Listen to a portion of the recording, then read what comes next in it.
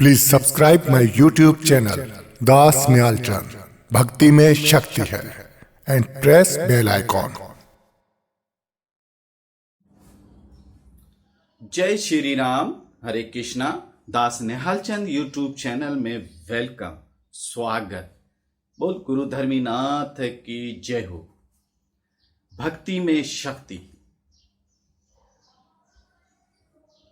हम जब सोचते हैं, कभी कभी हमारे साथ ऐसी अनहोनी हो जाती है कि हम सोचते हैं कि ये क्या हुआ है, कैसे हो गया, क्यों हुआ ये उस परमपिता परमेश्वर की लीला है जो कि हम समझ नहीं पाते हैं उसको। हम ये सोचते हैं कि ये ऐसा क्यों हो रहा है, क्योंकि ईश्वर की लीला है। ईश्वर की लीला अपरंपार है। एक छोटी सी कथा सुनाता हूं। एक सेठ जो था, वो कभी उसने कोई पुण्य नहीं किया, कोई दान नहीं किया, कभी कोई मंदिर कभी नहीं गया।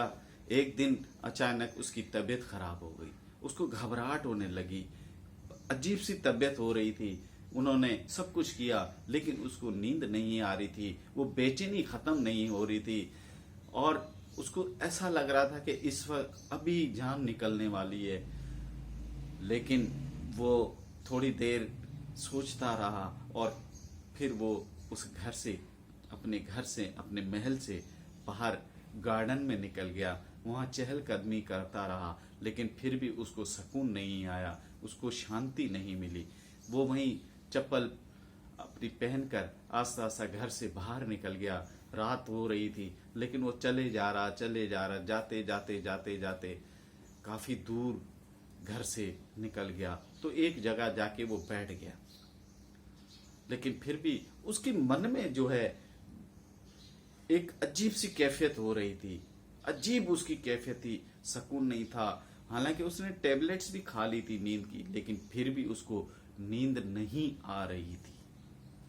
लेकिन थोड़ा सा गौर कीजिएगा शब्दों पे, क्योंकि शब्दों से ही ईश्वर की परापति होती है और शब्दों से ही हमारा जीवन सफल होगा और शब्दों से ही हमारा कल्याण होगा।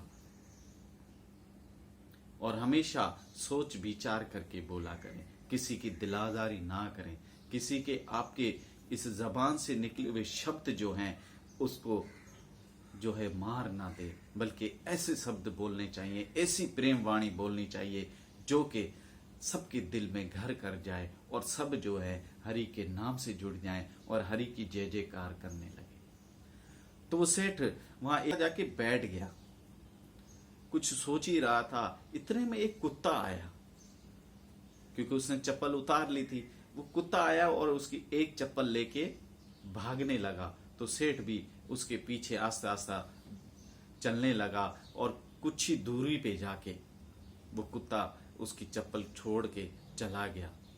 और सेठ ने फिर आस्ता आस्ता चलते चलते चलते, क्योंकि रात बहुत हो चुकी थी, तकरीबन रात के 3:30 पौने 4 ऐसे बज रहे थे। तो वहां जैसे ही वहां तक पहुंचा तो 4 बजने में कुछ ही मिनट बाकी थे, क्योंकि वो जाहिर है बुजुर्ग थे, तो आस्ता आस्ता चलते चलते वहां तक पहुंचे तो 10-15 मिनट और लग गए। तो जैसे ही उसने चप्पल पहनी और पहनकर जब घर की तरफ लौटने लगा तो एक औरत के, एक माता की रोने की आवाज सुनाई दी। वो रो रही थी। तो उस सेठ ने कहा कि अभी रात बहुत हो चुकी है, मैं अगर इस महिला के घर जाऊंगा लोग क्या सोचेंगे, क्या कहेंगे, बातें बनाएंगे, तो किसी के यहाँ रात को जाना अच्छा नहीं है। तो वो फिर दो कदम और जब अपने घर की तरफ चलने लगा, फिर आवाज आई, फिर रोने की आवाज सुनी और उससे रहा नहीं गया और वो जाके वहां दरवाजा खटखटाया और उस महिला से, उस माता जी से पूछा, ए माता जी, तू क्यों रो रही है, तुझे क्या परेशानी है? तो उस माता ने जो कहा वो जरूर गौर से सुनिएगा। उस माता ने कहा कि मेरी बेटी बहुत बीमार है और इसके ऑपरेशन के लिए मेरे पास पैसे नहीं है और मैं परेशान हूं, इसलिए मैं रो रही हूं। बोले, इतनी सुबह को क्यों रो रही हो? उसने कहा कि एक संत महात्मा आए थे, उन्होंने कहा कि ठीक 4 बजे आप रोना शुरू हो जाना, कोई ना कोई आपकी मदद करने के लिए आएगा।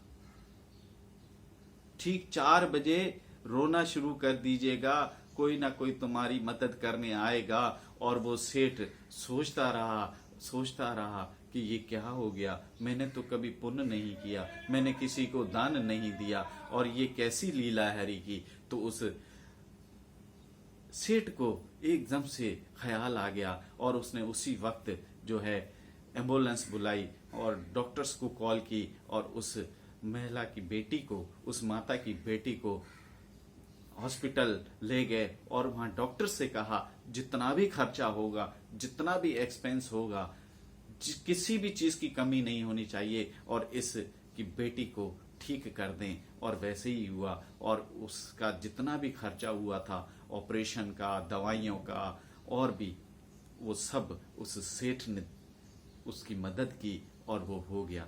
लेकिन सेठ के जहन में एक बात अभी तक घूम रही थी कि ये कैसे हो गया, ये किसने किया, कौन था जो इसको आके बताया कि ठीक 4 बजे मैं यहाँ पहुंचूंगा और तुम यहाँ रोना शुरू कर देना उस समय और मैं उसकी मदद करूंगा। तो यहाँ कहीं ना कहीं हम अपने जीवन में नेक काम जरूर करते हैं, हमें नहीं पता होता है, लेकिन उस परम पिता परमेश्वर को हर सेकंड का पता होता है कि किस क्षण, किस वक्त, किस समय हमने कौन से कार्य अच्छे किए हैं, कौन से बुरे किए हैं। कहीं ना कहीं हमारे अच्छे कर्मों का फल हमें इस संसार में ही मिल जाता है और हम सोचते हैं कि ये कैसे हुआ। ये हरि के नाम की लीला है, हरि की कृपा है कि कौन सा काम कब और किस मनुष्य से लेना है, किस भगत से लेना है, किस संत से लेना है, किस साधु से लेना है।